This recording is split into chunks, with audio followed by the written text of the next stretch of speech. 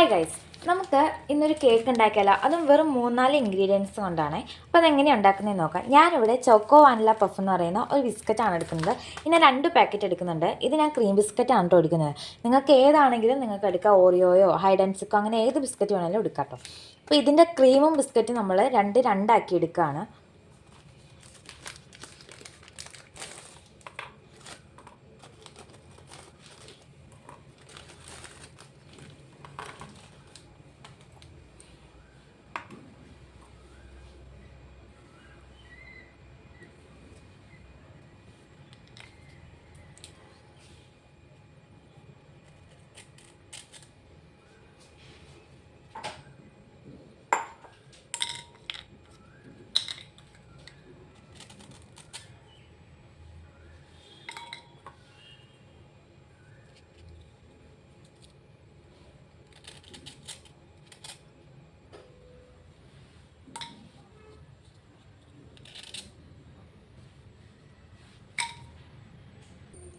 അപ്പം നമുക്ക് ബിസ്ക്കറ്റും ക്രീമും സെപ്പറേറ്റ് ആക്കിയപ്പോൾ ഇത്തിരി ക്രീമും പിന്നെ നമുക്ക് അത്യാവശ്യം കുറേ ബിസ്ക്കറ്റും കിട്ടിയിട്ടുണ്ട് കേട്ടോ.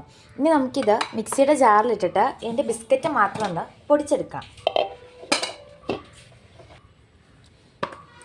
അത്യാവശ്യം നന്നായിട്ട് ഫൈനായിട്ട് അടിച്ചെടുക്കുകയാണെങ്കിൽ നമുക്ക് പെട്ടെന്ന് കേക്കിന് തരിതരിപ്പില്ലാതെ നമുക്ക് കേക്ക് ഉണ്ടാക്കിയെടുക്കാൻ പറ്റും.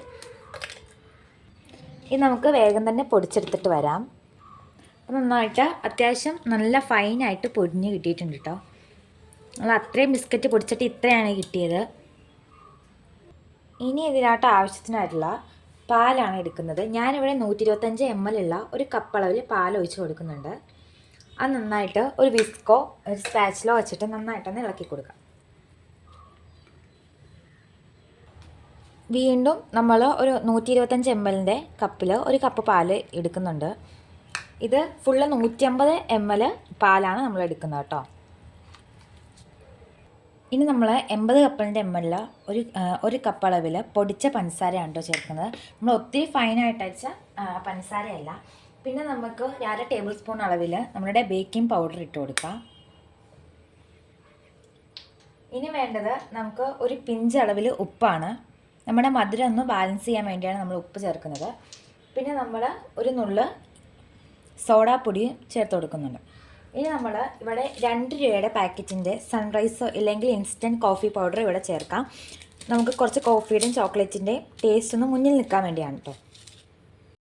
ഇനി ഇത് നന്നായിട്ട് കട്ട പിടിക്കാതെ ഒന്ന് നന്നായിട്ട് മിക്സ് ചെയ്തെടുക്കാവേ. ഒരു കേക്കിൻ്റെ ബാറ്ററിൻ്റെ രൂപമാകുമ്പോൾ നമുക്കിത് മിക്സ് ചെയ്യുന്നത് നിർത്താം. നമ്മൾ ഏത് പാത്രത്തിലാണോ ബേക്ക് ചെയ്യുന്നത് ആ പാത്രം എടുത്ത് അതിനകത്തോട്ട് ആവശ്യത്തിനായിട്ടുള്ള ഓയിൽ വെച്ചിട്ട് ഒന്ന് സ്പ്രെഡ് ചെയ്ത് നമ്മുടെ ബട്ടർ പേപ്പറോ സാദാ പേപ്പറോ വെച്ച് കൊടുക്കാം കേട്ടോ.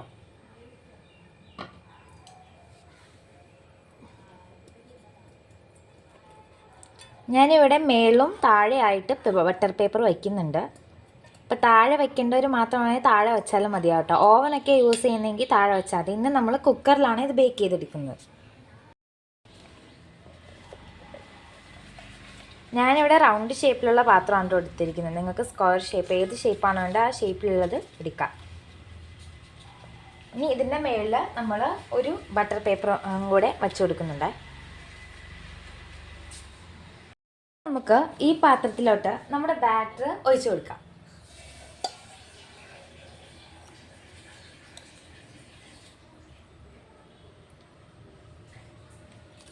നമ്മൾ നന്നായിട്ടൊന്ന് ടാപ്പ് ചെയ്ത് കൊടുക്കുക. കാരണം അതിൻ്റെ എയർ ബബിൾസ് വല്ലതും ഉണ്ടെങ്കിൽ അതൊന്ന് പോയി കിട്ടാൻ വേണ്ടിയാണ് നമ്മൾ ടാപ്പ് ചെയ്ത് കൊടുക്കുന്നത്.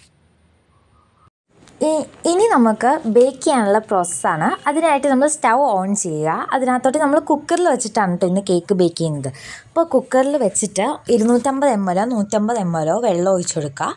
കാരണം അത് തിളയ്ക്കുമ്പോൾ നമ്മൾ ഒത്തിരി വെള്ളമായി പോയ പ്രശ്നമാണ്. അതുകൊണ്ടാണ് മെഷർമെൻറ്റിൽ വെള്ളം ഒഴിച്ച് കൊടുക്കുന്നത് കേട്ടോ.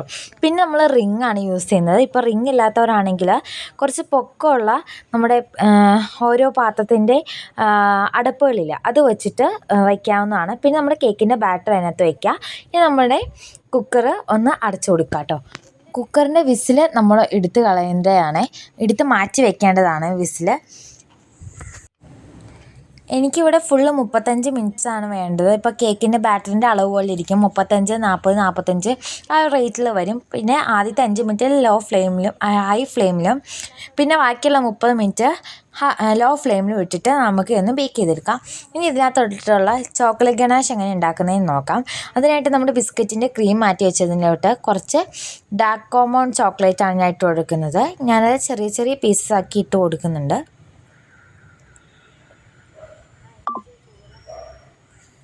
ഇനി ഇതിനകത്തോട്ട് നമുക്ക് ആവശ്യത്തിനായിട്ടുള്ള മിൽക്ക് നമുക്ക് ഒഴിച്ച് കൊടുക്കാവേ. ഞാനിവിടെ ഒരു 1/4 കപ്പ് അളവിൽ മിൽക്ക് ഇവിടെ ഒഴിച്ച് കൊടുക്കുന്നുണ്ട്. ഇനി ഇതിനകത്തോട്ട് നമുക്ക് ഷുഗർ വേണമെങ്കിൽ ആഡ് ചെയ്യാം. ഞാനിവിടെ ആഡ് ചെയ്യുന്നില്ല കേട്ടോ. ഇനി നമ്മളിത് ഡബിൾ ബോയിൽ മെത്തേഡിലാണ് കേട്ടോ ചെയ്യുന്നത്. ഒരു പാത്രത്തിലോട്ട് ആവശ്യത്തിനായിട്ടുള്ള ചൂടുവെള്ളം ഒഴിച്ച് കൊടുക്കാവേ.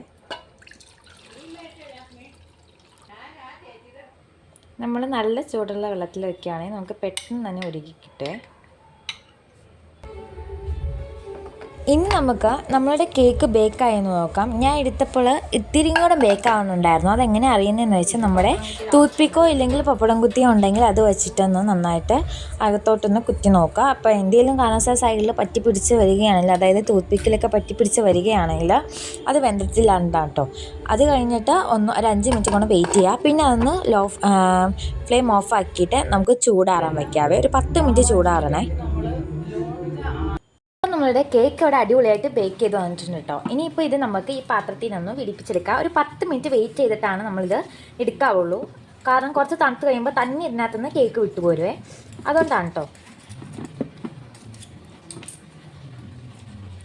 ഓക്കെ, അപ്പോൾ നമ്മുടെ കേക്കിൻ്റെ സ്പഞ്ച് ഇവിടെ റെഡി ആയിട്ടുണ്ട്.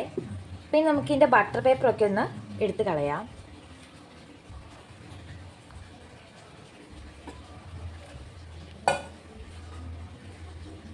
നല്ല സ്പോഞ്ച് ആയിട്ടുള്ള അടിപൊളിയായിട്ടുള്ള കേക്ക് ഇവിടെ റെഡിയായി. ഇനി ഇതിൻ്റെ മേൽ പോർഷനൊക്കെ ഒന്ന് നമുക്ക് കട്ട് ചെയ്തെടുക്കാം കേട്ടോ.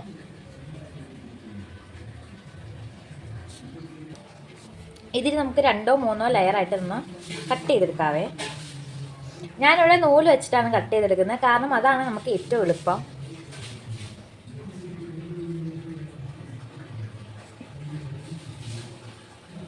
നമ്മളങ്ങനെ ഇവിടെ 3 പീസൊക്കെ സെറ്റ് ചെയ്തിട്ടുണ്ട്. ഇനി നമുക്ക് ഇതിനകത്തോട്ട് ആവശ്യമുള്ളത് നമ്മളുടെ ഷുഗർ സിറപ്പാണ്. അപ്പോൾ നമുക്കത് ഒഴിച്ച് കൊടുക്കാം.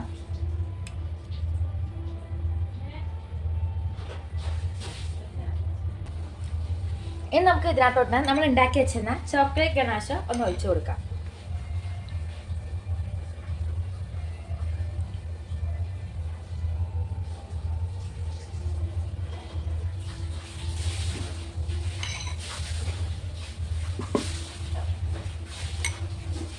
ഇനി നമുക്ക് അടുത്ത ലെയർ സ്പഞ്ച് വെച്ച് കൊടുക്കാവേ.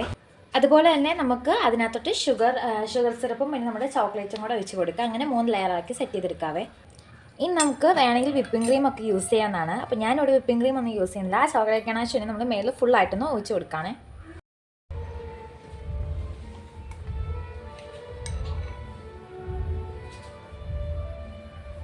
ഞാനിവിടെ വേറെ പാത്രത്തിലോട്ടൊന്ന് മാറ്റി വയ്ക്കുന്നുണ്ട്.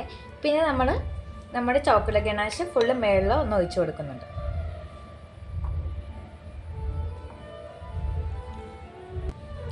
ഇനി നമ്മൾ ഡെക്കറേഷനായിട്ട് നമ്മൾ ഒരു 3 പ്ലം വെച്ച് കൊടുക്കുന്നുണ്ട്. അപ്പോൾ ഈ നമ്മുടെ വീട്ടിൽ തന്നെ ഉണ്ടായ പ്ലം ആയിരുന്നു കേട്ടോ. അപ്പോൾ നമ്മുടെ കേക്ക് അവിടെ റെഡി ആയിട്ടുണ്ട്. അപ്പോൾ ഇഷ്ടപ്പെട്ടെങ്കിൽ ലൈക്ക്, സപ്പോർട്ട്, സബ്സ്ക്രൈബ് ഒന്നും ചെയ്യാൻ മറക്കല്ലേ.